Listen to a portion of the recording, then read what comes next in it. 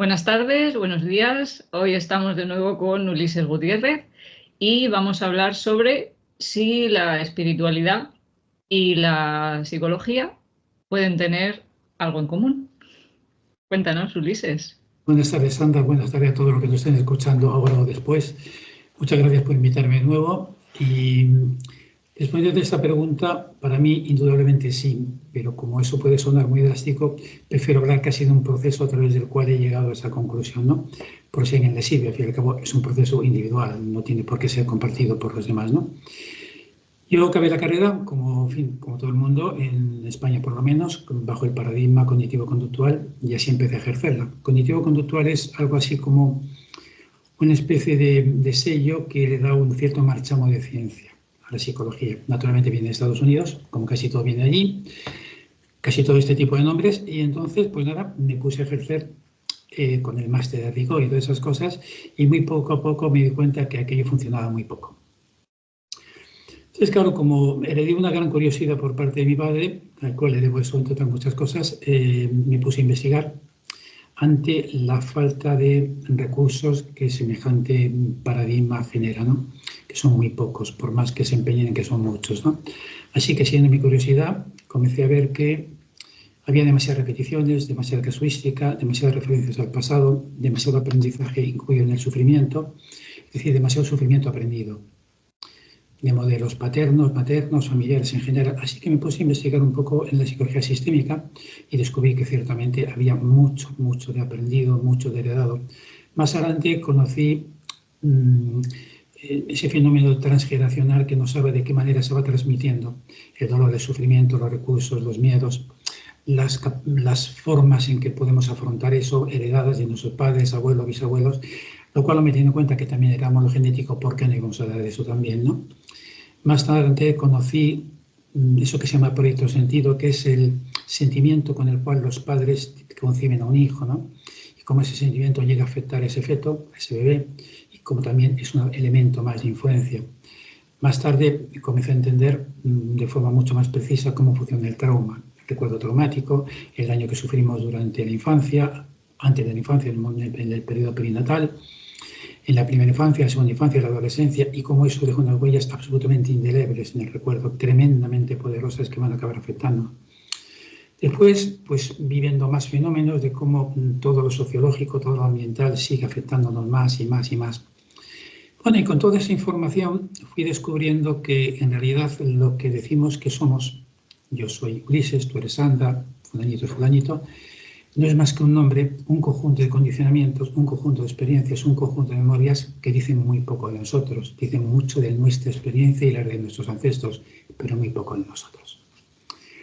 Hasta tal punto que lo que voy viendo desde hace esos 30 años es los pacientes llegan con demandas relativamente parecidas, tienen que ver con grandes carencias que han sufrido, recuerdos traumáticos, dolor, carencias, no tuve cariño, que mi mujer no me quiere, que mi padre no me quiso, que mi madre no sé qué, que no sé cuánto. Es decir, una casuística repetidísima, enormemente, aparentemente muy dispersa, muy diversa, pero no.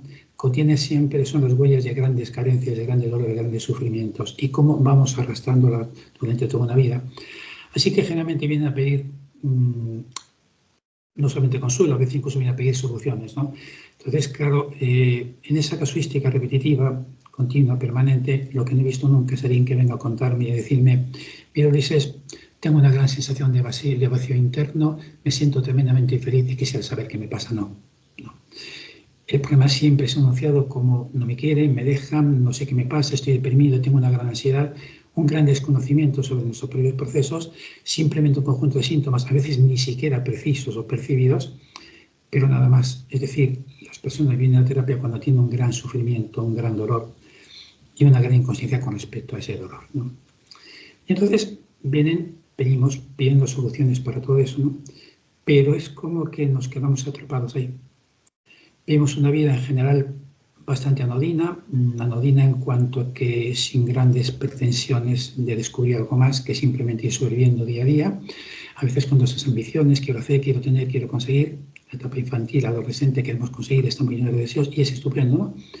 Pero después hay una especie de apagamiento, nos van atrapando los problemas, el dolor, el sufrimiento, lo arrastrado y vemos vidas llenas de ansiedad, semidepresivas, o pseudodepresivas la mayor parte de las personas, y ni siquiera sabemos que la vivimos así. Solo cuando eso alcanza un determinado nivel de intensidad, despertamos y nos vemos que lo estamos pasando muy mal. Y entonces es cuando pedimos ayuda. Pero ese es el momento con un notable autismo hacia la vida, vamos viviendo a veces sin un gran propósito, ¿no? Claro, ver esto durante tantos años, repetido, repetido, repetido, me lleva a hacerme preguntas, ¿no? Y la pregunta es, ¿por qué nos pasa esto? Claro, a lo largo de los años he ido descubriendo los porqués. Están explicados por esas carencias, por esas huellas del pasado, por esos aprendizajes, por esas cosas que venimos arrastrando, en el cual se irá incorporando más, claro, porque fíjate bien, no solamente es lo que arrastro de la vida de mis padres, el entorno que me educa, las circunstancias del embarazo, la influencia de las culturas familiares ambas, lo que me pasa en la infancia, la segunda infancia, la tercera infancia, la gente que me rodea, la influencia que tiene en mi entorno sociopolítico, económico, religioso, lo que tú quieras. Todo eso. No solamente hay eso, sino que acabé descubriendo que quizá algo más que viene más atrás, algo muy esencial que traemos todos los seres humanos, que se puede ver perfectamente en gemelos idénticos que son tan distintos, tenemos algo así como un alma, una impronta. Con lo cual, claro, en todo ese enorme maremoto de influencias, decir yo soy esto, yo soy lo otro, lo que somos son grandes desconocidos, somos unos enormes desconocidos que vivimos un montón de circunstancias que apenas sabemos ni para qué. Así que el porqué de todas esas cosas he ido descubriendo gracias a mucha investigación, a mucho estudiar, mucho tratar de comprender. He ido viendo que hay un montón de porqués, los porqués que explican todo eso. Lo que empiezo a preguntarme es ¿para qué? Porque en esta naturaleza, en esta vida, no hay nada accesorio, no hay nada que sobre, no hay nada. Todo tiene una precisión matemática maravillosa, fantástica, ¿no? Es algo increíble que todavía me sorprende. Y una cosa tan inmensa como la vida tiene que tener un para qué. Así que empieza a interesarme el para qué hace ya un tiempo. El por qué empiezo a tenerlo bastante claro, por todo eso y por mucho más, pero el para qué no. El para qué es encontrar el sentido del sufrimiento, el sentido de todo esto.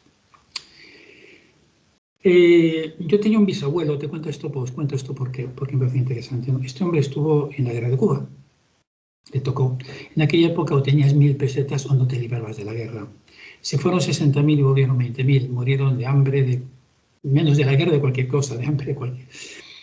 Y este hombre, que era un hombre muy sabio a pesar de ser analfabeto, le contaba a mi padre una anécdota preciosa que la heredó, me encanta.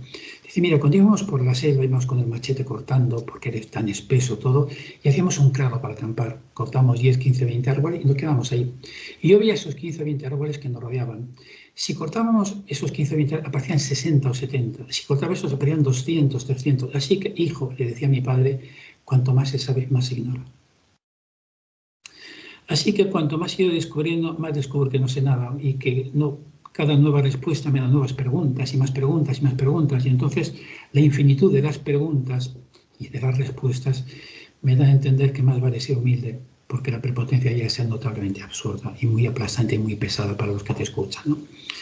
Así es que, pues nada, me sigo haciendo preguntas y preguntas y ahora la pregunta es el para qué.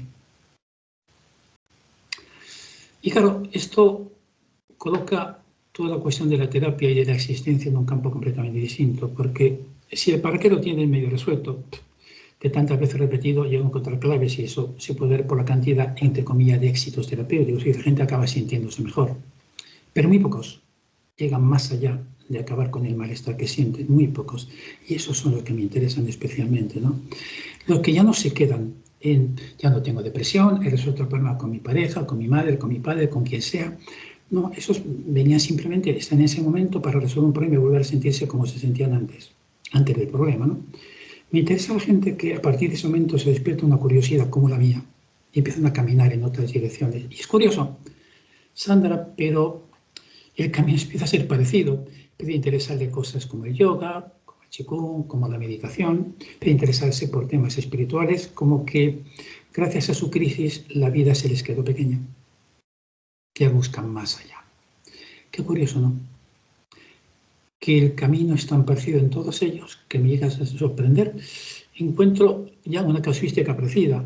Es como que el sufrimiento les ha llevado a un despertar de esa especie de vida anodina, de esa especie de anestesia en la que vivimos con tanto condicionamiento y se ponen a buscar. Y es tremendo verles buscar. Me encanta porque a veces vienen y me cuentan. Vienen a contarme lo que están descubriendo, ¿no? Y me encanta escucharles porque hace que esto cada vez me merezca la pena, me siga mereciendo la pena, ¿no? Porque todo lo demás, pues hombre, me resulta ya muy conocido. Y entonces este despertar es como empiezo a ver el para qué. Verás, creo que el ser humano, que siempre es un ser humano en evolución, somos seres en evolución. Si venimos de la ameba, bueno, pues hemos pasado por primates y ahora estamos en la escala humana y mañana no sé qué queremos, digamos a ser ángeles, ¿no? Pero que en esta evolución hay tanta diferencia dentro de la especie humana como, no sé, la diferencia que podía existir entre Hitler y San Francisco de Asís. Son humanos, somos humanos todos, ¿no? Pero fíjate qué enorme diferencia en evolución, ¿no? Uno es alguien que se encuentra casi a la altura de un primate brutal, sádico, salvaje, absolutamente con una falta total de empatía y de respeto por la vida y por él mismo, y el otro ha llegado a un nivel tan elevado de cuidado, de mimo por la vida, por todo lo que existe, de amor, que es algo increíble. Y los dos son de la especie humana, pero están en niveles de desarrollo distintos. Eso es. Y sin sufrimiento, el dolor, todas las cosas que nos pone la vida, incluso haber venido aquí, es simplemente el gran laboratorio para ser la gran escuela. Y entonces hay gente que está en primero de preescolar y hay gente que está en el último curso de carrera. Y es increíble ver que hay personas que en una vida, en una simple vida, son capaces de dar un salto y adelantar 2 o 3 cursos de golpe. Y esos son los que me interesan especialmente, ¿no? Los que viven el sufrimiento, todo lo que les sucede como una gran prueba, algo tremendo, en lo cual voy dejando caer más atrás al primate del que vengo para llegar a ser más el ángel al que voy. Y eso es lo que me interesa ahora, Sandra. Así que si quieres preguntarme, te voy contestando hasta donde llegue a saber que es muy poco. Ya sabes que he cortado muy pocos árboles alrededor, ¿no? Hablábamos antes de esa mentalidad que tenemos de que tenemos todo el tiempo del mundo, de que somos eternos y todo esto. No, no somos eternos, no. Se nos olvida porque nosotros desde niños arrastramos eso que se llama pensamiento mágico a niveles increíbles, ¿no? Nosotros creemos cuando somos niños que existe Papá Noel y Reyes Magos, sí, pero cuando somos adultos seguimos creyendo que somos eternos. Y es algo increíble ante la evidencia aplastante que todos los días muere alguien cercano a nosotros, seguramente, y que ya mueren nuestros abuelos o bisabuelos, nuestros padres, y luego somos los siguientes en la lista de espera. No, seguimos pensando y actuando como si fuéramos eternos, codiciando, envidiando, peleando de esa manera. Y se puede ver hasta el último día de la vida de algunas personas, ¿no? Y es una cosa sorprendente porque en el momento que tomas conciencia que te vas a morir, también solo tomas conciencia de otro montón de cosas. Por ejemplo, de tus debilidades, de tus fortalezas, de lo que impone vivir en este cuerpo, de lo que supone vivir en este cuerpo, ¿no? Y lo que habita dentro de este cuerpo, cosa que nos resulta bastante más difícil de entender, ¿no? Pero este cuerpo requiere unos grandes tributos. Es un cuerpo muy denso, muy básico, ¿no? Nos seguimos moviendo orgánicamente como la mayor parte de los primates. Nos moviliza básicamente el poder, la fuerza, la seguridad, la sexualidad, la procreación, pero básicamente la seguridad, buscar la seguridad por encima de todo. Y en base a eso nos comportamos como primates la mayor parte del tiempo. Es verdad que con bastante menos pelo y con una piel más brillante y con un sistema nervioso bastante más complejo, incluso con una inteligencia que le aplicamos a ciertas tareas mayores y grandes beneficios, evidentemente, que los primates, ¿no? Pero la mayor parte de nosotros nos aterra la soledad, nos aterra el rechazo, el abandono, nos aterra el miedo en sus múltiples variantes, y eso nos convierte en humanos muy básicos en la mayor parte de los casos, ¿no? Entonces, la mayor parte de los casos que me encuentro, estamos hablando del sufrimiento que supone pues, vivir la vida, esta maravillosa vida, como un primate, ¿no? Llenos de miedos, llenos de angustias, llenos de dependencias de todo tipo, dejándonos maltratar a niveles absolutamente insoportables, con una falta total de respeto por nuestra persona y nuestra vida, y por lo de los demás a veces. Y es tremendo ver esto, ¿no? Y la escasa conciencia que existe sobre esto, ¿no?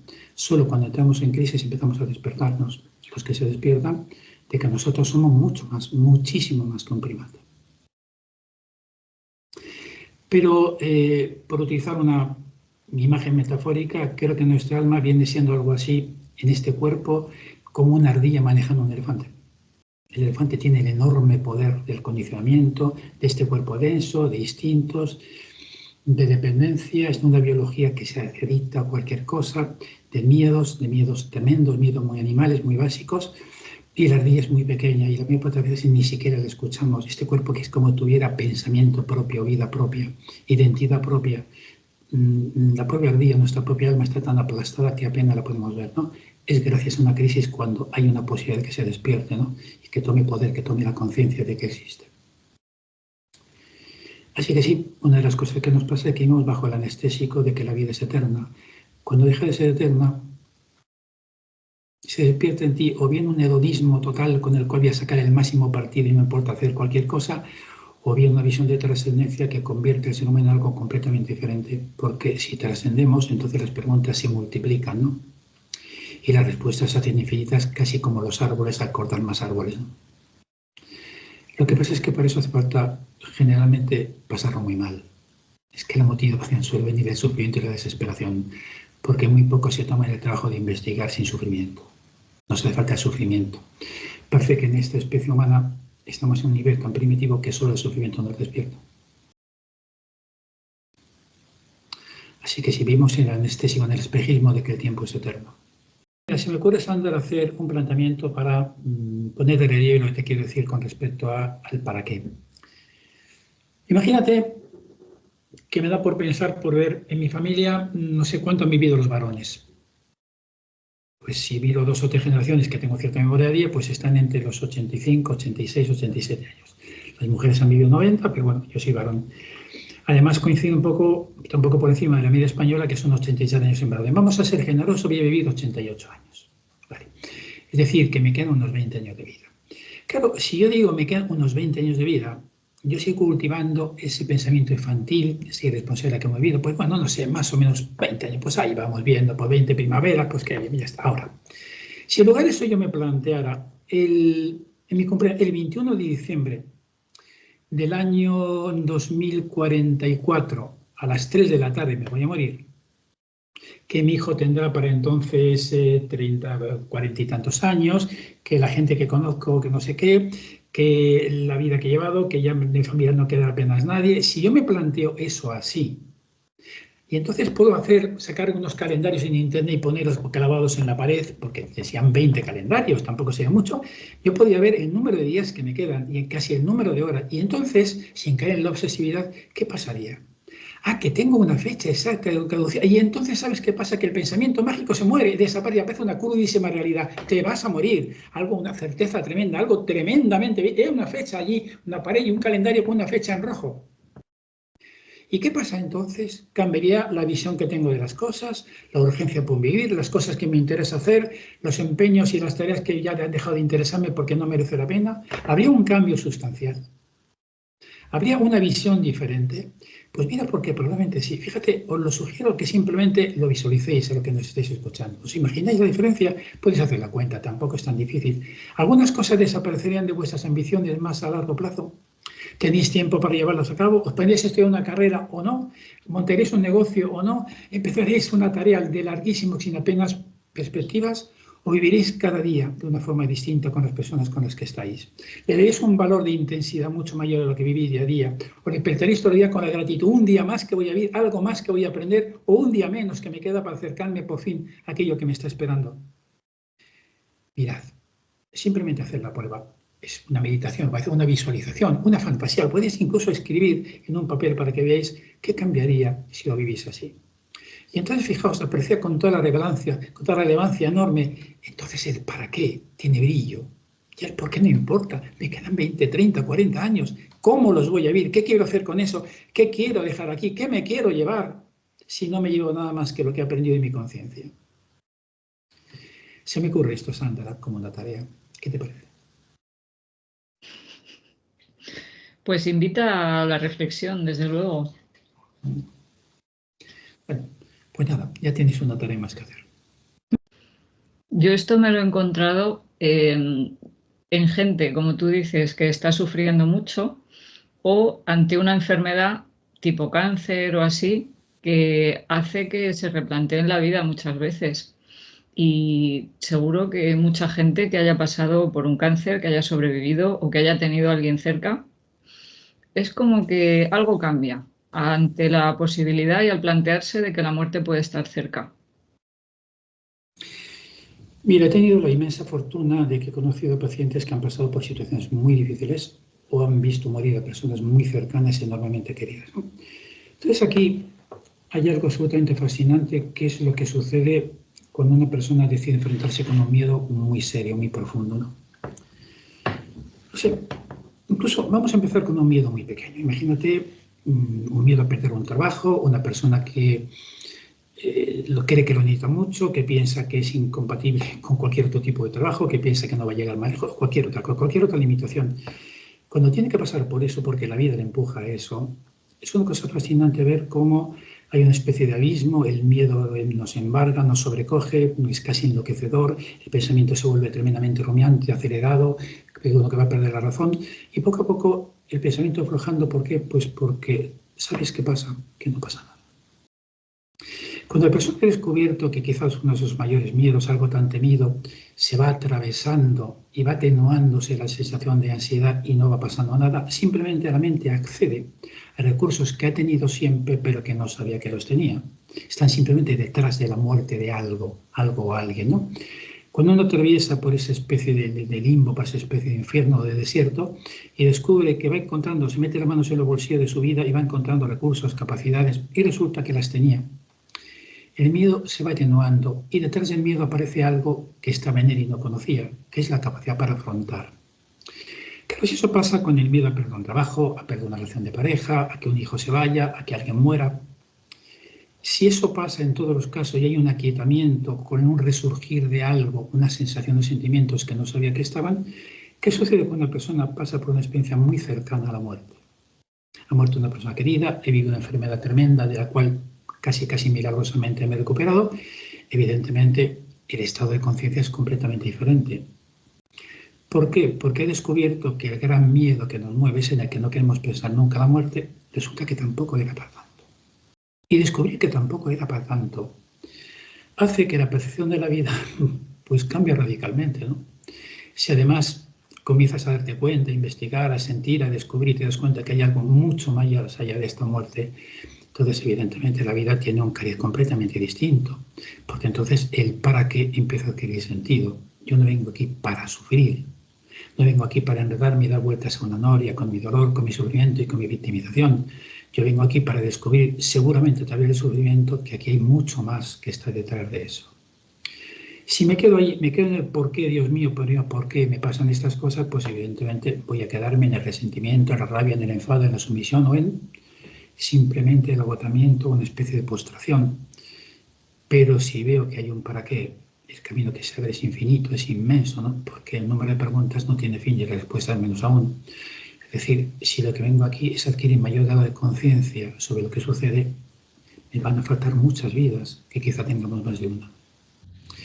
Así que uno va llegando, yo he llegado a la espiritualidad simplemente por una cuestión vivencial y de experiencia y por una cuestión de pura lógica. Si me quieres incluso racional, por más que la espiritualidad solo tiene ciertos componentes racionales, ¿no?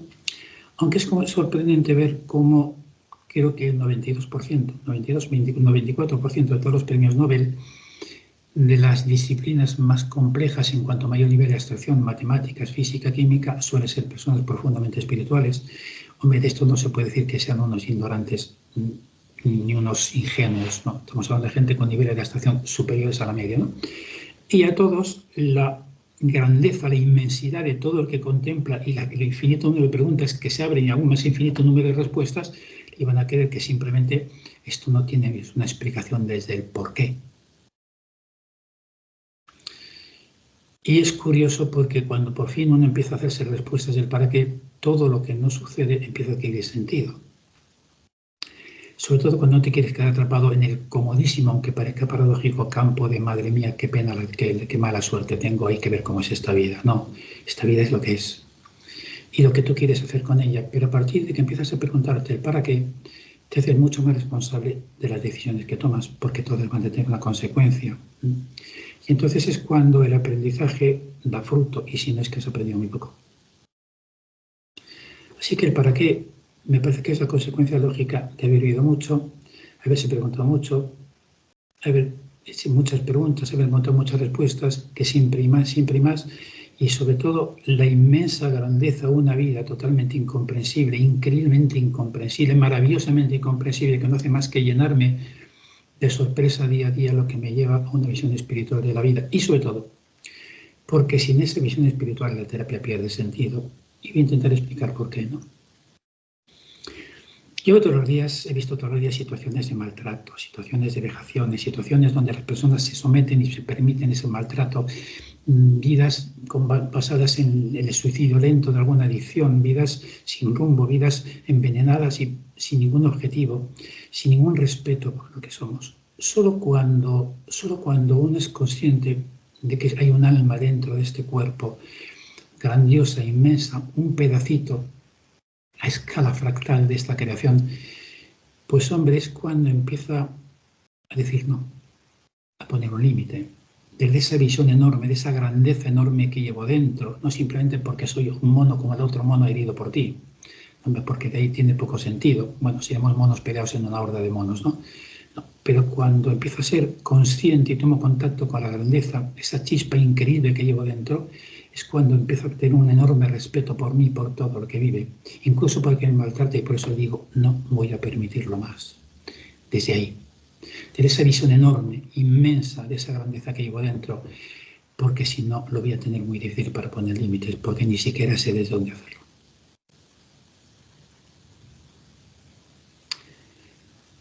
A mí, según te estaba escuchando, el por qué como que me enfocaba y me anclaba en el pasado y me dejaba ahí. En cambio, es como que al abstraer la mente, ¿no? Al seguir lo que estabas contando, el para qué como que te enfoca, o a mí me estaba enfocando como hacia la meta.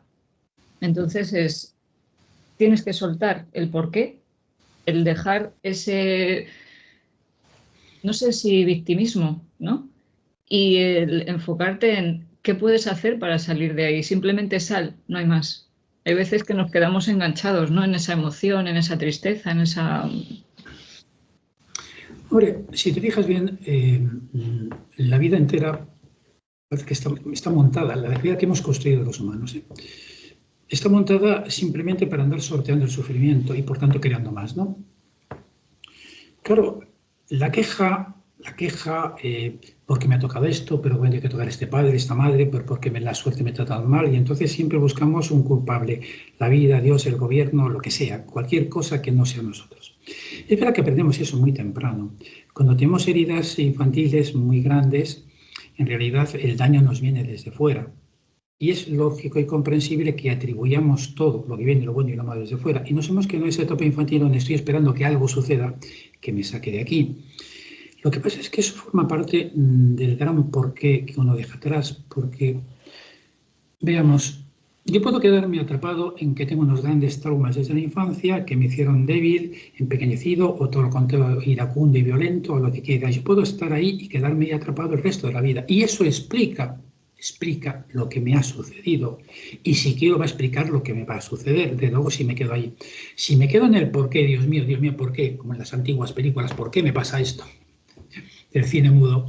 Pues hombre, yo me quedo ahí y hay que reconocer que tiene un punto de consuelo. Al fin y al cabo, soy una mera víctima de las circunstancias, pobrecito de mí, me dejan con esa visión de inocencia, qué inocente soy cuando era niño, mira las cosas que me han pasado, ¿qué voy a hacer si es que me han pasado así? Y entonces, ¿qué voy a hacer? Pues tengo que continuar aquí, bramando, esperando a ver si alguien viene, gobierno, Dios, alguien que pase por aquí, a sacarme. Entonces voy a depender de nuevo de los especialistas, del cura, el psicólogo, el médico, el gobierno, quien quiera. Igual que mantenemos en esa cómoda, poco cómoda, pero sí, ¿cómo diríamos? Tranquila, estado de paciencia, en el cual, claro, yo me quedo como un sujeto paciente de la vida, donde aquí vendrá algo, porque algo viene y me trajo aquí, que venga algo y me saque. Y mientras tanto va pasando el tiempo, buscando mis porqués o rumiando el por qué me tocó esto. Vale, y es una forma de vivir este tiempo limitado. Y entonces no ser consciente de cuándo voy a morir y no querer serlo, que esa vida es eterna, pues forma parte de esa complicidad. Pues estupendo. Algún día en esta visión infantil vendrá algo que me sacará. Entonces me encargo de vivir a mi mundo de sueños, de proyectos, de quimeras, me despego del suelo este en el que no apenas aterrizo y vivo colgado de espejismos, ilusiones o recuerdos toda una vida, ¿no? Claro, y entonces el por qué es el gran cómplice. El para qué cambia el sentido. Porque el para qué me coloca una visión de trascendencia, el que me coloca una visión de objeto, una visión de herramienta. El para qué me ha servido todo esto es porque hay algo que hay detrás de todo esto. Esto se tenía como objeto dotarme de algo para llegar a eso. Lo que pasa es que eso requiere un gran trabajo, un enorme trabajo. Y parece que nos tira más la comodidad, la seguridad de lo conocido que la libertad de lo desconocido. Y de hecho, el ser humano se ha movido siempre por seguridad, no por libertad, confundiendo ambas cosas. Entonces, hay incluso, he leído alguna encuesta que se ha hecho, creo que en Estados Unidos, sería replicable en cualquier lugar del mundo, que se le pide al gobierno, engáñame, por favor. No me diga la verdad, pero no me intranquilices, engañadme. De hecho, es lo que permitimos a diario que nos hagan, que nos engañen permanentemente, pero dime que tú me vas a dar la seguridad que me vas a sacar de cualquier lío en el que yo me meta. Y entonces buscamos fuera al responsable, al especialista de cualquier cosa que nos va a sacar. Y aquí, ¿sabes? He comprendido que aquí no viene nadie. Aquí nunca viene nadie. Venimos nosotros. Porque os salimos nosotros, y eso es lo que nos cuesta aceptar y creer, que somos totalmente responsables de lo que vamos a hacer con nuestra vida. Claro, eso desborda tanto, es tan enorme, es tan grande, que esto parece que ese mensaje es solo para unos pocos, los que han pasado por grandes sufrimientos y ya no pueden más. Y ya no están hartos de seguir esperando que venga alguien, porque aquí no viene nadie. Y estos son los que se despiertan, estos son los elegidos por su propia conciencia para despertarse, son los que de repente le ponen unas riendas al elefante y lo convierten en un pony. Pero como ves, esto es solamente para las personas que deciden que van a tomarse un gran trabajo con el vivir, que no simplemente se van a dejar vivir, sino van a convertir la vida en una enorme experiencia para encontrar los para qué. En los por qué ya llevamos toda no sé cuántas miles de años llevamos en el por qué, ¿no? Es algo así como que lo que te ha ocurrido puede que no sea responsabilidad tuya, pero lo que te pase a partir de ahora sí es responsabilidad tuya y, ¿a quién vas a echarle la culpa ahora, no? Claro, por eso quizá demoramos tanto la toma de conciencia, porque, hombre, no nos evoca un camino fácil. Desde luego, es un camino mucho más brillante, mucho más luminoso y maravilloso, ¿no? Ir descubriendo día a día lo que somos, ¿no? Y sobre todo lo que no somos. Pero ¿qué quieres que te diga? Es como te colocas delante de la palanca de la piscina para saltar, te quedas ahí, vas dando saltitos, pero luego se va alejando cada vez más, te vas a dar un golpe de la leche. No, cuanto más te demoras. Y hay un momento en que siempre te das la vuelta y dices que ya vengo mañana, hoy no salto. Así que esa tendencia que tenemos a enroscarnos en argumentarios, en justificaciones que hacemos toda la vida con tal de no tomar decisiones, bueno, pues explica en gran medida esto, pero es que nos sigue moviendo el miedo, porque el elefante, el primate, se mueve por miedo, siempre ha vivido el miedo. Pero curiosamente, cuando empezamos a ser humanos, no sé, hace 100, 200, 300.000 años, hicimos salir de las cavernas porque por fin teníamos más hambre que miedo, alguien salió y los demás le siguieron. Por supuesto, el que salió estaba desesperado y decidió, no quiero morirme de hambre, prefiero morirme, aunque sea tenga que afrontar el miedo. Y esos son los que han cambiado la vida, nos han convertido en humanos, los que han creado más conciencia en nosotros. Los demás, los que estaban ahí dentro, los que no se mueven, los que se quedan quietos, los que siguen esperando que venga alguien a salvarle, evidentemente no. Pero como ves, es un camino difícil porque te enfrenta con un montón de preguntas y con una gran soledad, y que tienes que andar buscando, indagando, peleando fuera, dentro, en tu conciencia, lo más profundo de ti, buscando tanta información, todo lo que es útil para ti. Y eso generalmente no es fácil porque no hay cursos de esto. Hay muchos cursos para seguir buscando el porqué, pero para el por qué no. Y esa es un poco la labor de los psicólogos, ¿no? En este caso. De la de mis compañeros, no, de la tuya sí, o quizá la mía ha quemado por esto, pero te reconozco que lamentablemente la mayor parte de mis compañeros, por lo menos con casi todos los que trabajo, ¿no?, están en el porqué y en, bueno, cómo resolver esto, que está muy bien porque tampoco hay una demanda de más, ¿no? Bueno, pues entonces, si se ha ganado la depresión, si terminan con la depresión, con la ansiedad, te relacionas mejor, pues estupendo, pues todo eso está ahí, eso es un logro muy mencionable y probablemente estupendo. Lo que pasa es que algunos eso ya no nos vale hace tiempo, pues quizá pues porque igual es una tara, no lo sé, igual. O igual es que yo, que soy un firme creyente en la reencarnación, he venido muchas veces y quizá empiezo a estar también cansado de volver aquí, ¿no? Y claro, cada vez que vienes aquí vas aprendiendo más y entonces ese aprendizaje cae más rápido. Repites lo mismo, pero aprendes antes o lo descubres antes. Entonces, cuando vas buscando en cada experiencia que vives las similitudes, es como que todo te suena de haber sido vivido antes, quizá porque cae más rápido que vayas pasando por delante de ello, por encima de ello, ¿no? Entonces, las viejas ataduras se van desatando, vas buscando, vas encontrando lo mismo laberinto de siempre, pero dura mucho menos, ya vas aprendiendo a ser más discreto, más prudente, más cauto, más... Pero me sigue asombrando y maravillando la sonrisa de un niño, porque me sigue recordando de verdad de dónde venimos, y eso es algo bastante maravilloso. Quisiera creer que en el ámbito pequeño en el que me muevo estoy trayendo sonrisas para que tenga un poco de eso esta tierra que la necesita mucho, aunque sea en los 2 metros cuadrados que en los que vivo, ¿no? Yo me he encontrado como dos tipos de persona que acude a buscar ayuda. Las que quieren una pastillita, un paliativo para que se les solucione este problema y seguir con sus dinámicas porque no se sienten, no se creen que puedan vivir de otra manera. Y las grandes transformaciones que he visto y que me emocionan sobremanera es de este otro tipo de personas, ¿no? O no es este otro tipo de personas, es las personas que están en ese momento.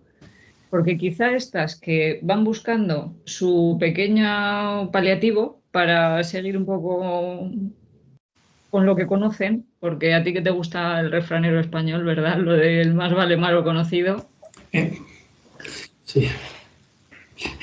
Hasta que llega un momento que ya deciden que hasta aquí y entonces es que empiezan a cambiar el foco a ese para qué y a buscar esta otra manera, ¿no? Se ve, yo lo que veo en estas personas al final de sus procesos es como una calma, una paz y una profundidad en la mirada que cuando han acudido en las primeras veces no tenían esa claridad y esa transparencia en la mirada porque estaba velada por ese miedo, por esa inseguridad, por ese... Y ya cuando van cogiendo confianza y van comprobando, como decías tú, que no pasa nada, entonces, cuando van permitiendo que entren otras cosas en su vida y a su vez también van teniendo otros comportamientos sin estar tan atados por ese miedo. Hombre, quizás he ido observando una experiencia parecida a la mía. Estas personas tan peculiares y tan escasas porcentualmente, ¿no? Curiosamente han nacido en entornos muy difíciles. Muy difíciles. Son personas que en todo caso se dividen en ellos una luminosidad especial en la mirada, ¿no? Aunque vengan torturados, tortuosos, viviendo en entornos muy difíciles, muy complicados o con vidas a veces extremadamente dramáticas, ¿no? Pero son personas que se les percibe una gran luminosidad, ¿no? Tienen algo especial que pueden distinguirse, ¿no? Claro, cuando tú vas a un colegio de estos grandes que hay desde primaria hasta, no sé, el último curso de bachiller o algunos incluso carreras, hombre, no es lo mismo encontrarte personas, niños en el primer curso que en el último, ¿no? Hay una diferencia enorme de experiencia, ¿no? Y es como cuando hacemos todos en el instituto y estamos asignados a un curso, ya aparece, ¿no?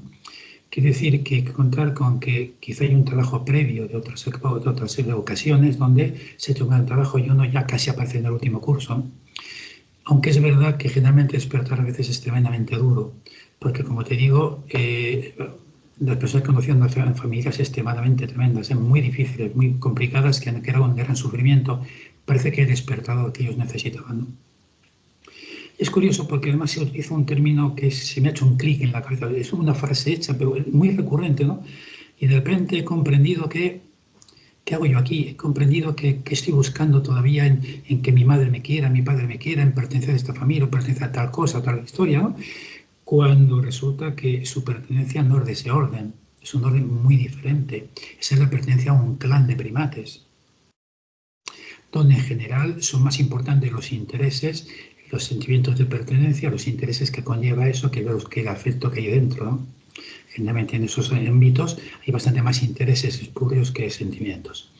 Cuando una persona con ese corazón, con ese desarrollo se despierta ahí, una de las cosas que suele hacer es poner un límite muy serio, muy grande, muy distante, porque saben, cada vez son más conocedores de sus limitaciones, este cuerpo que tiene una duración, una capacidad, una fortaleza determinada y unas limitaciones, a que tengo que utilizar la inteligencia para saber hasta dónde puedo llegar en cada cosa, en mi descubrimiento del para qué.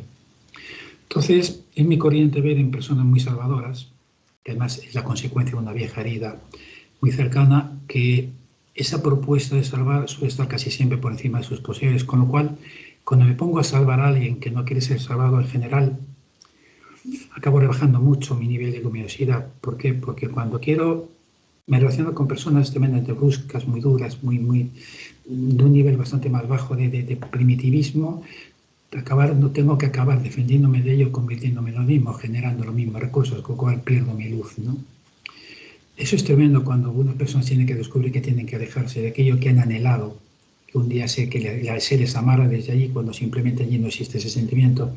Es tremendo porque tienen que renunciar a ese pensamiento infantil, a ese pensamiento mágico, y entonces el salto cualitativo es enorme, pero es verdad que da muchísimo miedo abandonar la horda, abandonar la tribu, abandonar la familia, a veces. Pero ¿qué te van a contar a ti, no? ¿Qué me van a contar a mí, por ejemplo?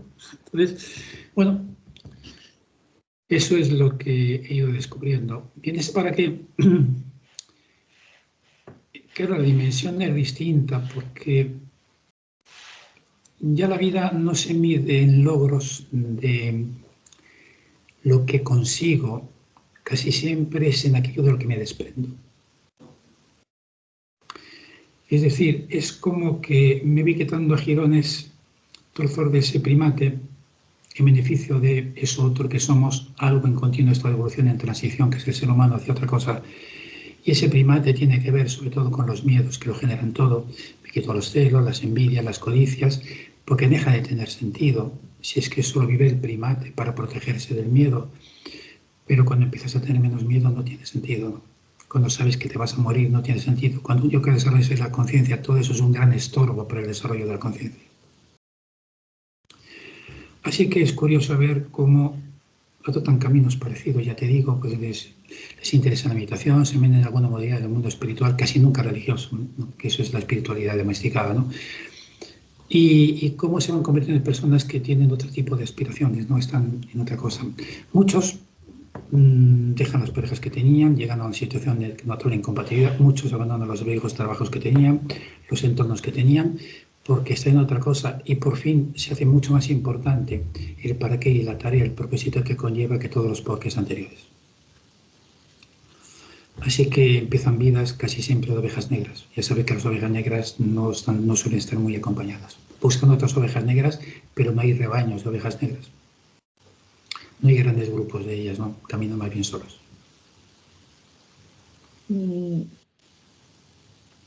Con esto que estabas diciendo ahora de ese proceso de separación de los grupos yo lo que veo es una falta de miedo a esa soledad que a tantas personas les da tanto miedo, porque es estar solo sabiendo y sintiendo que no estás solo.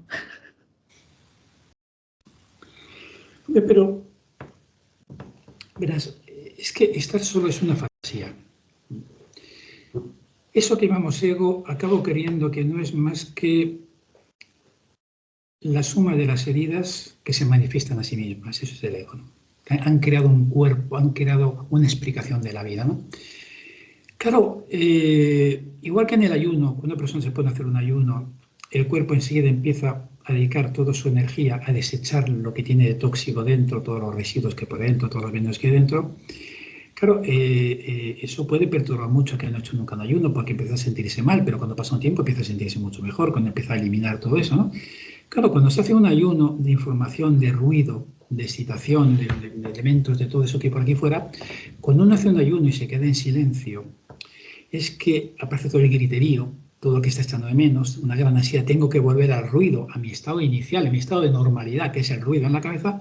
Claro, pero poco a poco el silencio va llevando a que aparezcan otras voces, muy tenues, muy apagaditas, pobrecitas mías, ¿no? Parece la voz del alma, de lo que llevas dentro, que apenas se oye, inaudible, ¿no? Que está harta de gritar, ya es un simple susurro, ¿no? Pero que trata de decirnos cosas, decirnos quiénes somos muy despacito, y que apenas oímos porque cuando hay tanto ruido no escuchamos el alma, escuchamos el ruido y todo lo que hacemos para seguir creando ruido. Hasta tal punto que nos llega a un enorme miedo en la soledad y el silencio, pero un auténtico miedo. Por eso, algunas veces le digo a una persona, mira, oye, de las adictas al ruido, ¿no? ¿Qué te parece si un día, durante, no sé, 1 hora, 2 horas, lo máximo, te quedas en casa, te sientas, o te tumbas si quieres, si no corres el riesgo de dormirte, y apagas cualquier cosa que pueda ser enchufada o tenga pilas, ¿no? Cualquier cosa que haga ruido, y durante 1 hora observa qué sucede. No me pidas eso. Pues resulta que 1 hora es perfectamente llevadera. Claro, cuando tú le pierdes el miedo a 1 hora de silencio, pues igual 2 horas, 3 horas, empiezas a darte por ir a caminar por el campo, empiezas a escuchar no sé qué, prefieres los sonidos de un pájaro o una moto escape libre. Claro, y entonces poco a poco vas descubriendo que el silencio tiene algo increíble. Resuenas con él. En el silencio estás tú, en el ruido no. En el ruido está el grupo que grita, todos gritamos juntos para no sentirnos tan solos. Qué tremendo, ¿no? Entonces, cuando estás solo de esa soledad, vas descubriendo algo increíble, ¿no? Y es que estás rodeado no solamente de una naturaleza exuberante que te está dando permanentemente mensajes de que formas parte de nosotros, eres parte de nosotros, eres uno de nosotros, ¿no? Sino que además algo absolutamente increíble, que esto, pues bueno, ya que no está un poco más informado, más metido en esto, está lleno de ayudas por todas partes. Todo te está susurrando al oído, el camino, tienes el consuelo, tienes la compañía de tantas cosas que nos rodean y que no vemos, pero las percibimos a poco que escuchemos, ¿no? Nunca estuvimos solos. Pero el mono cree que cuando se aleja de la tribu y del ruido de la tribu, de la horda, está solo y siente el pánico que sentía el mono cuando se perdía porque era pasto de los leopardos, moría. Pero es que nosotros no somos monos, pero nos queremos que lo seguimos siendo con nuestros miedos. Así que cuando hacemos un poco de ayuno de este ruido infernal de este mundo que hemos creado, que hacemos tanto ruido para no sentir eso, pues vamos descubriendo que no nos hace falta ruido y entonces el silencio se convierte en algo sagrado, algo increíble, maravilloso, ¿no? Uno puede sentirse muy bien en el silencio y entonces ya no necesito correr tanto y en tanta dirección y hacer tantas cosas y buscar la aprobación o que venga alguien a salvarte, ya estamos salvados.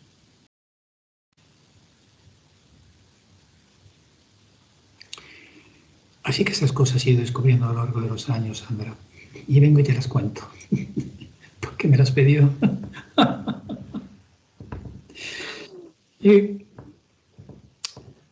y es tremendo porque uno mira alrededor y ve, creo que te contaba el otro día cuando hablábamos, ¿no? Tú vas al zoo y es increíble ver en el recinto, en el Zoo de Madrid, que tiene un recinto muy grande para los monos, ¿no? No sé si son gibones o otra especie de monos, y han hecho una simulación de cómo están en la selva o en los grupos de rocas, ¿no? Están por niveles, abajo están los bebés, con las mamás de los bebés, arriba los adolescentes, más arriba lo de la parte mamá, y más arriba de todo lo del pelo blanco, como el tuyo y el mío, del pelo blanco, ¿no? Eso que han vivido mucho, están ahí arriba, no dicen nada, miran el panorama y ves. Pues abajo están los niños con su juego, para arriba, para abajo, comiendo cacahuetes, tirando no sé qué. Los adolescentes que siguen con conductas sexuales para arriba, abajo, y todo el día con lo mismo, masturbando, todo ese tipo de cosas. Los más maduros arriba ya están cogiendo sitio, a ver quién tiene más sitio, más prevalencia, quién tiene más hembra. Y arriba de todo, lo que ya les importa a todos muy poco, están ahí arriba, mirando el panorama. Bueno, pues una sociedad moderna. Tienes ahí los niños con juegos, estímulos, juguetes, todo el día haciendo ruido, adolescentes siempre buscando la sexualidad en estas cosas increíbles o la relevancia a través de cualquier cosa, o ser más guapos o más guapas, o tener más no sé qué. La etapa dura, más adulta, ya cuando tiene un trabajo, quiere el mejor coche, la mejor casa, la mejor no sé qué, pues claro, ya naturalmente. Y los pocos otros, los más adultos, que algunos se salen de ahí y se van al último árbol y se quedan mirando el panorama a ver qué les recuerda todo esto, ¿no? Pero en la especie humana, los de pelo blanco están en residencia de ancianos, que no es exactamente lo mismo que está en la parte arriba del árbol. Bueno, pues esto es, como ves, es la versión refinada de la horda de monos, ¿no? La versión refinada, pero aquí estamos, ¿no? Entonces, pues buscando esta vida eterna, la belleza que no se termina, la operación es estética, tener mucho dinero, pues satisfaciendo permanentemente pues lo mismo que hace el mono, el paladar, el gusto, la sexualidad, la especie humana pues llevada a la estética, un montón de cosas más. Pues ahí estamos, ¿no? Mirando, como ves, con empatía increíble el mundo que nos rodea. Pues esto es lo que se cultiva, pero este sistema lo hemos creado de todos. Este sistema no nos lo ha impuesto a nadie, es la construcción que hemos hecho entre todos. Por tanto, si te quieres salir, incluso hay hueco para que te salgas y te vayas a una rama distante y observes cómo funciona todo, ¿no? Y en tu pequeña rama, pues, no sé, tratas a los demás bastante mejor si es posible, como te gustaría que te trataran así. Y entonces haces tu pequeña parcelita. No se me ocurre nada mejor que hacer. Queda algo de trabajo todavía que hacer. A lo mejor tú ya has hecho tu parte, pero todavía queda algo. No, porque sigo haciendo preguntas y un montón de cosas que ver, porque sigo todavía con mis cosas de mono, ¿no? Es como que no tiene fin el mono, no tiene fin, ¿no? Es como, es tremendo. Pero es verdad, como te contaba, que no sé si para que les salieran patitas a los peces hicieron falta no sé cuántos millones de años, muchos millones. Y nosotros, para pasar de un curso a otro, pues a lo mejor con un poco de esfuerzo, ¿no?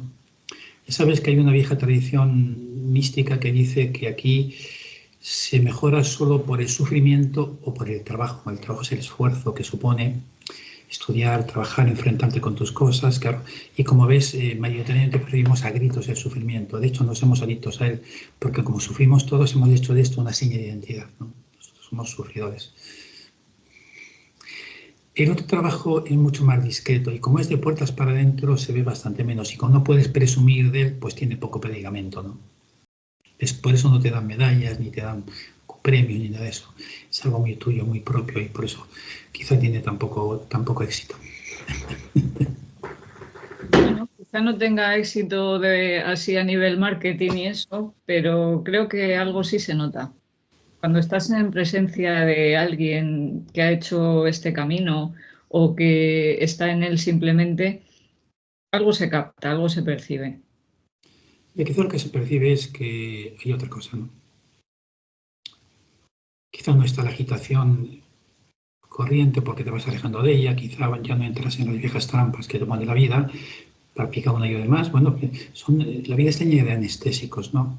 Todo es un gran anestésico para estar con miedo porque quizá para esa parte controladora que tenemos algunos de los humanos que llegamos a los poderes nos encanta el control, ¿no? Y nos encanta lo mesiánico, salvar a los demás gracias a nuestra propia forma de hacer las cosas. Y entonces, pues claro, este adormecimiento pues viene bien a los que de entre nosotros han encarado el poder, humanos que se han encarado el poder, y es estupendo porque delegamos en ellos que nos controlen y nos salven de vaya usted a saber qué, ¿no? Bueno, es que eso no implica ningún trabajo. De vez en cuando votamos, tenemos la sensación de que elegimos algo. No, no elegimos casi nada. Si parece que está todo elegido como nuestra vida, han elegido nuestros condicionamientos en nosotros. Hemos elegido la profesión, la pareja, la vida que llevamos gracias a lo que hemos aprendido, aprendizajes que ni siquiera sabemos que están ahí. Hemos elegido muy poco, ¿no? Así que cuando por fin descubres que puedes elegir, eliges otras cosas. Generalmente no pertenecer a casi todo esto. Y es una cosa tremenda saber que puedes elegir, porque implica una enorme responsabilidad saber que eliges y que vas a vivir las consecuencias de lo que elijas. Que ese momento, como elijas lo que elijas, se lo atribuye siempre a la suerte o al porqué, pues ya está. Pues haz lo que quieras. Siempre algo culpable para que reprocharle lo que reproche tu suerte o cualquier otra cosa. Siempre hay alguien a que atribuirle, ¿no? Pues si no es un motivo de perjuicio uno u otro, ¿no? Nos hacemos talibanes muy rápido y buscamos realmente responsables de algo. Hay alguien a quien golpear o alguien a quien vomitar o algún cubo de basura donde echar toda nuestra responsabilidad. Eso nos encanta. Hombre, es que tenemos los ojos apuntando para afuera. Entonces, buscamos la explicación siempre lo primero fuera. Hombre, es más fácil porque más que se ve más, es muy evidente, hay cosas muy evidentes que nos parece que luego no son tan evidentes, luego hay detrás de lo que aparente hay mucho más, ¿no? Pero para ver lo que hay detrás de lo aparente tenemos que ver lo que hay detrás de nosotros, ¿no? Entonces, cuando una de las cosas que yo suelo decir a los pacientes con los que trato, ya no sé si llamarles pacientes, espero que dejen de ser pacientes, ya es poca de trabajar más, Mira, es importante que aprendas a mirar. Y en ese mirar que aprendas a ver lo que hay a tu alrededor, ¿no? Porque mirar lo hacemos todos, ver es mucho más complicado, ver lo que hay detrás de todo lo aparente, ¿no? Ver que detrás de lo que tú eliges hay un montón de condicionantes, ver detrás de lo que tú haces, lo que tú dices hay un montón de condicionantes, que te empiezas a hacer dueño de lo que dices, de lo que haces, de lo que ves, de tus impresiones, es algo que cuesta mucho trabajo. Lo que pasa es que tiene un premio muy grande. Empiezas a ser protagonista de verdad de tu vida. En ese momento eres un mero personaje con un guión escrito por sabe Dios qué. Claro, es que para ver con esa objetividad, primero hay que salir del propio personaje y darse cuenta del propio personaje. Mira, voy a ponerte un casos muy concretos para que veas cómo se ve esto de la incapacidad que tenemos para mirar. A veces vienen parejas, muchas veces con trampa, ¿no? Viene uno simplemente a justificar algo por lo que quiere romper, ¿no? Pero bueno, vienen a darse una última oportunidad, además es algo que se ve muy rápido. Hay parejas que llevan 20, 30 años juntos, ¿no? Una bronca permanente, un desastre permanente, un maltrato común permanente, absolutamente normalizado. Es decir, esta es la vida normal. Incluso llegan a creer que es la vida normal de todas las parejas, ¿no? Entonces, cuando le pregunto a cualquiera de los dos, ¿y tú cuándo te diste cuenta que esto no fue? No, yo me di cuenta el primer año, llevas 30, ¿no? Bueno, pero es que yo pensaba, yo creía, yo esperaba que iba a cambiar o que no iba a cambiar. Yo quería que con mi trabajo, mi cariño, mi esfuerzo, yo quería que... Pero hombre, está bien que viva su espejismo infantil y que crea que los Reyes Magos existen porque tiene la misma naturaleza esa creencia que la creencia de los Reyes Magos. Que tú pienses que por tu cariño, tu esfuerzo o por tu intención va a cambiar el otro, es que no estás viendo lo que pasa, no estás viendo que es una intención infantil, puramente infantil, la que cree que ese señor o esa señora puede cambiar porque tú lo deseas. Ese no mirar, no miro, me quedo con mi espejismo, veo a través de el mundo de espejismo que he creado, en mi pensamiento mágico maravilloso que se ha convertido en un ideal, cuidado con los ideales que son tremendos, y entonces resulta que yo cojo y sigo viviendo un ideal después de 29 años, 30, 40, los años que sean, viendo que no funciona, y yo sigo R. ¿Por qué sigo ahí? Porque prefiero con mucho seguir creyéndome la milonga que me he contado que ver mi realidad porque no la quiero ver. Y como no la quiero ver, sigo creando una corte enorme de espejismos, de justificaciones, de no sé, razones que me cuento para estar ahí y no decir si esto se ha terminado. Este es una demostración, esto es una muestra de cómo decidimos que no miramos. Esto lo puede llevar a cualquier campo de la vida, especialmente con nosotros mismos. Puede ver cómo nos estamos engañando permanentemente, viviendo espejismos que resultan consoladores. ¿Por qué? Porque al niño o la niña que vimos, con todas sus heridas, le causan un gran consuelo. Así que nos consolamos con una idealización, una recreación virtual de la realidad que no vamos a vivir nunca. Nos basta. Eso es mucho mejor que vivir, que afrontar una realidad y cambiarla de verdad. Es más fácil quedarme ahí que el otro. Evidentemente, ¿ves? Ahí elegimos el sufrimiento al esfuerzo. El esfuerzo no quedarse ahí, es el sufrimiento perfectamente definido, es más, perfectamente predecible, sé que no va a cambiar, ¿no? El esfuerzo es, ¿y si me atrevo a hacer otra cosa? ¿Y si me atrevo a decir, se acabó, basta, voy a hacer otra cosa, voy a dar un salto, me voy de aquí, o experimento otra cosa? Ese es el esfuerzo. Pero no, preferimos el sufrimiento. No hay más que ver cómo funciona el mundo, ¿no? Creo que te contaba el otro día que en España hay... Estos son cifras de la Organización Mundial de la Salud, mejor dicho, del Instituto Nacional de Estadística en España. Hay 8 millones de personas tratadas por depresión psiquiátrica. 8 millones, que es la quinta parte de la población. Otros tantos o más con ansiedad, que no son lo mismo, y a veces lo mismo. Y además otros tantos que lo están deprimidos y ni siquiera lo saben, porque es normal la situación que viven para ellos. 3 de cada 10 niños, 3,5% niños y niñas han sido abusados sexualmente en España y en toda Europa, en todo el mundo occidental. El 35% de los niños han sido abusados. Esta es la sociedad que hemos creado. Y decidimos que mejor no miramos. Bueno, o no vemos, digamos, por fin el suicidio salta porque es tan escandaloso que ya no se puede evitar, ¿no? Y porque, claro, ya no se pueden maquillar las cifras, pero no tanto. Esta es la sociedad que hemos creado y preferimos no mirar. Seguimos poniendo parches y parches y parches, creando grandes sistemas, grandes comisiones, porque no entramos de lleno en el asunto. Y el asunto es, ¿por qué no nos planteamos para qué vivimos? Pero esto no se le puede pedir a una sociedad ni a un gobierno. Parece que no estamos preparados grupalmente, tan solo individualmente. Eso simplemente es impensable a nivel global, a nivel social, ¿no? Así que creamos sistemas, procedimientos, protocolos y comisiones. Vale. Quizá tengan algún resultado, no sé si muy grande, pero eso nos convierte en gente con un propósito real de vida, nos convierte simplemente sobre supervivientes a la sociedad que nosotros mismos hemos creado. Y no sé si estoy siendo muy pesimista, esta es mi razón, pero me sigue alegrando increíblemente ese porcentaje muy minoritario de personas que se despiertan, me dan una gran esperanza porque, bueno, si vino Jesucristo y cambió el mundo con unas palabras quizá tergiversadas en el tiempo y 2000 años después todavía se le escucha porque parece que él lo dijo todo lo que había que decir, si una sola persona hizo eso, bueno, fíjate, unas cuantas igual podemos con mucho esfuerzo frenar esta locura, ¿no? Pues en esas estamos. Pues en esas seguimos, Sandra.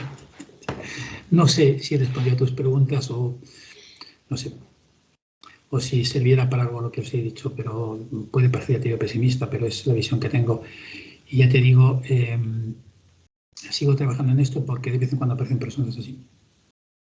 Y siempre es una sorpresa encontrarme personas tan luminosas, tan brillantes, que parece que van naciendo con un poco más de frecuencia, parece que se les ve un poco más, ¿no? Hay niños y niñas y adolescentes y gente joven que veo que vienen con un brillo especial en la mirada, ¿no? Y vienen en familias muy complicadas, muy conflictivas, pero quizá con esa capacidad para despertar antes, ¿no? Sería grandioso, sería maravilloso antes de que acabemos con todo esto, ¿no? Que hay un número suficiente de personas así como para frenar esto, espero. O confío en ello, ¿no? Bueno, pues lo veremos, ¿o no? ¿O no? Pero mira, yo quiero creerme que igual en mi propio espejismo, que uno nos podemos dedicar a encender pequeñas lucecitas si es que tenemos algo con que encenderlas, ¿no? Aunque sea una inquietud, aunque sea hablando de estas cosas, ¿no?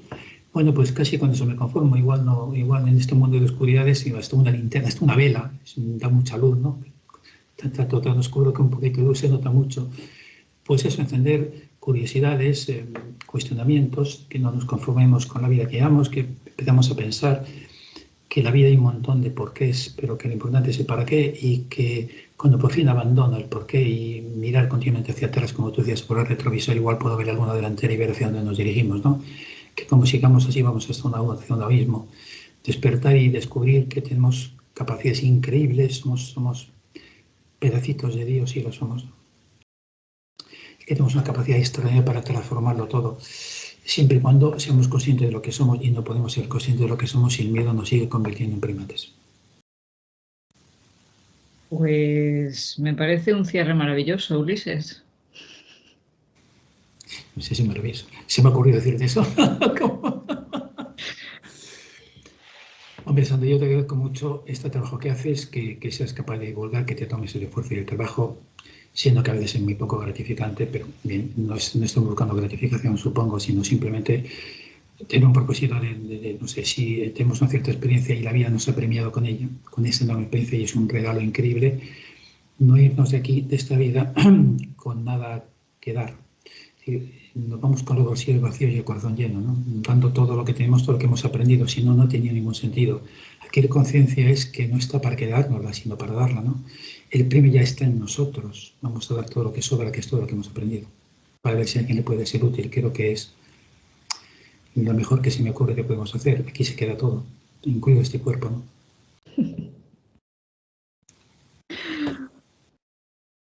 Sandra, un besazo muy grande para ti y todos tus oyentes, y que la vida sea propicia. Y que, como dicen, hay una frase preciosa que creo que dicen entre los no sé si son los Masái, ¿no?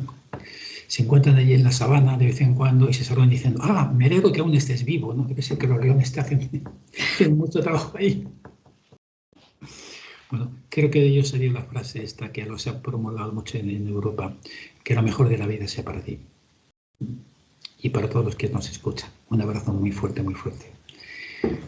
Cuídate mucho. Besitos a todos, muchas gracias, y como veis, no estás solo, no estás sola. Besos. Hasta luego.